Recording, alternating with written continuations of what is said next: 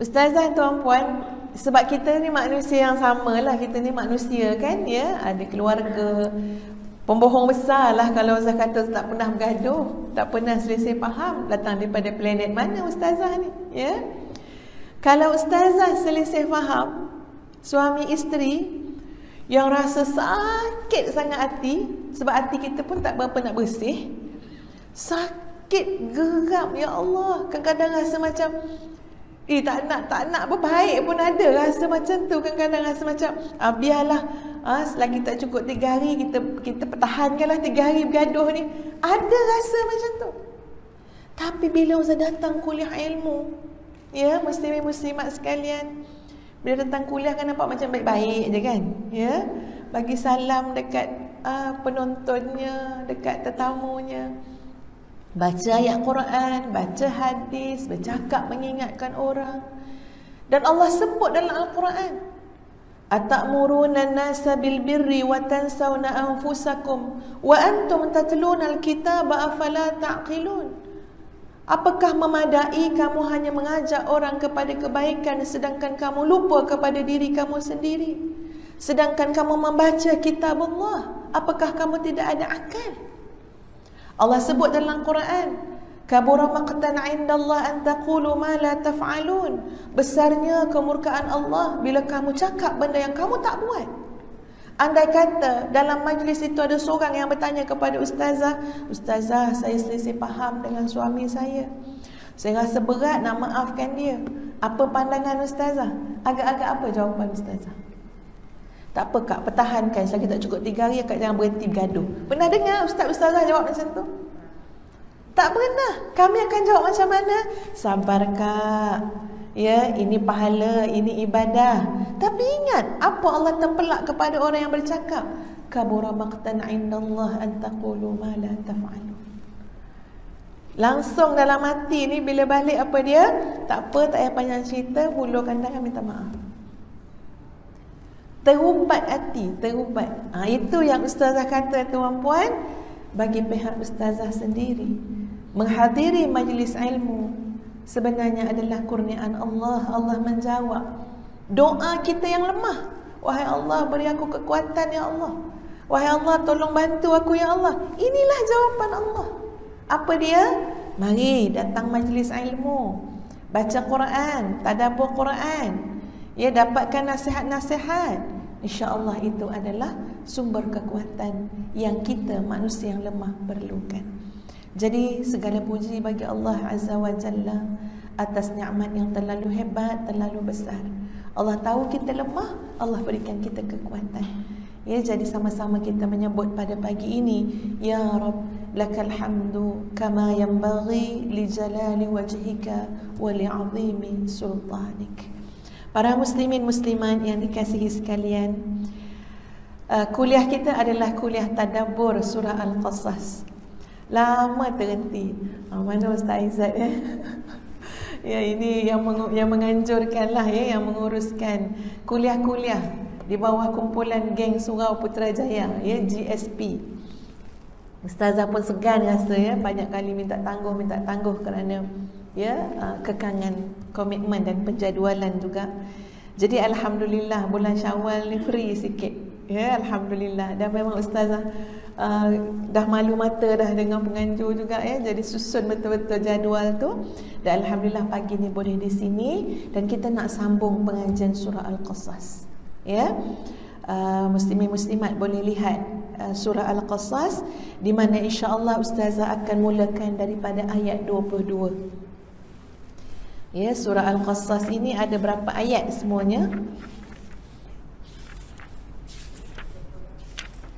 Surah Al-Qasas ada 88 ayat.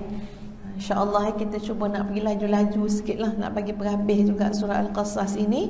Tapi hari ini kita akan lihat ayat 22 hingga 28 dan kemudian kita akan bacakan ya ayat 29 hingga 32. Yang nak baca hari ini dia 29 hingga 32 kita akan baca nanti ya. Ustazah nak buat ulang kaji sikit daripada ayat 22 hingga 28, di mana ayat-ayat ini menceritakan tentang pemergian Nabi Musa alaihi salam ke negeri Madian daripada Mesir dan pernikahan Nabi Musa alaihi salam dengan puteri Nabi Syuaib. Ya, baik. Yang ini ulang kaji saja sebab kita dah bentang juga dulu sebelum ni. Jadi Nabi Musa alaihi salam menuju ke arah Madian, meninggalkan kota Firaun. Kalau kita rujuk dalam kitab tafsir ini, maka perjalanan itu mengambil masa kurang lebih 7 dan ke 8 hari. Dalam keadaan Nabi Musa alaihi salam tidak ada binatang tunggangan, bahkan dalam kitab menyebut keadaan Nabi Musa itu adalah berjalan sampai tidak memakai alas kaki pun. Sebab kita kena ingat ini bukan maknanya rancang molek-molek nak keluar ni. Ini tahu kan cerita sebelum tu tuan-puan sekalian, bagaimana satu situasi yang sangat berat dilalui oleh Nabi Musa alaihi salam bila mana berlakunya pergaduhan di antara dua orang, tapi kemudian Nabi Musa nak tolong sebenarnya niatnya, tapi menyebabkan kematian salah seorang daripada mereka. Jadi di sana orang mengarahkan untuk mencari Nabi Musa.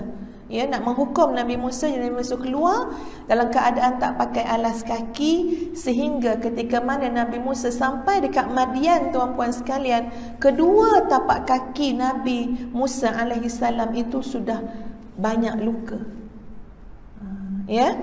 Bukan itu sahaja, dalam keadaan Nabi Musa alaihi salam tak makan apa-apa selama kurang lebih 7-8 hari, kecuali hanya mengambil apa-apa yang boleh, daun-daun dan sebagainya, sehingga keadaan yang disebut dalam kitab tafsir, perut Nabi Musa tu, orang kata ini bahasa bombastik dia lah, macam menempel dah perut dengan punggung tu jadi sama dah. Sebabnya macam dah tak ada perut dah, makin kecut-kecut, macam itulah, wallahu a'lam. Jadi ini gambaran Nabi Musa ketika mana sampai ke Madian.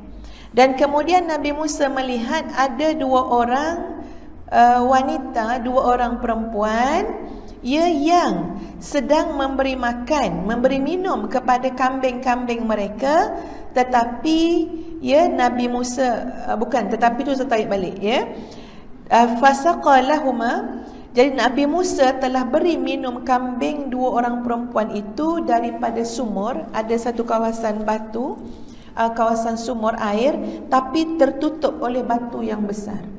Ada pun sumur yang lain, ada lagi sumur yang lain itu dah dipenuhi oleh orang lelaki. 2 orang wanita ini adalah satu gambaran betapa hebatnya wanita ini menjaga kehormatan diri mereka. Mereka tahu nak bawa diri mereka. Betul mereka ada urusan, nak selesaikan masalah ni lah, keperluan kambing-kambing ni, binatang-binatang gembalaan. Tetapi mereka tidak berebut-rebut bersama dengan orang lelaki. Jadi ada satu sumur yang tertutup dengan satu batu besar, yang batu besar itu hanya boleh diangkat kurang lebih dengan kekuatan 10 orang. Tetapi hebatnya Nabi Musa alaihi salam, Nabi Musa angkat seseorang je. Ni memang sadar lah dia. Angkat seseorang je, sebagaimana yang diriwayatkan oleh Ibnu Abi Syaibah daripada Umar Al-Khattab.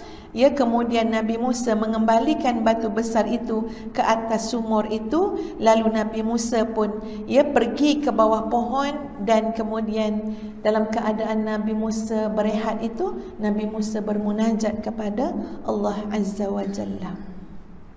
Munajat Nabi Musa ini, tuan-puan sekalian, adalah satu yang sangat penting. Faqala rabbi inni lima anzalta ilayya min khairin faqir.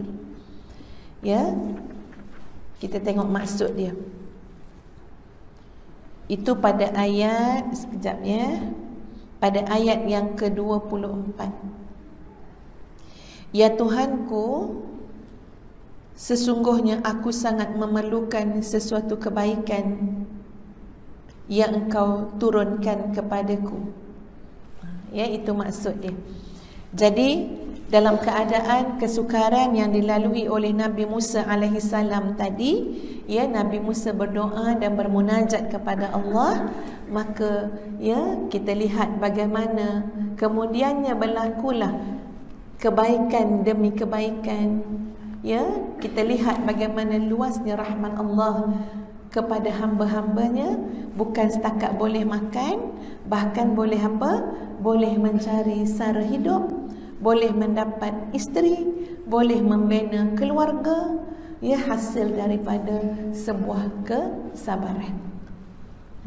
Jadi ini Ustazah cuma ulang kaji sikit je, ya, sebab kita nak masuk yang sebenarnya pada ayat yang ke-29.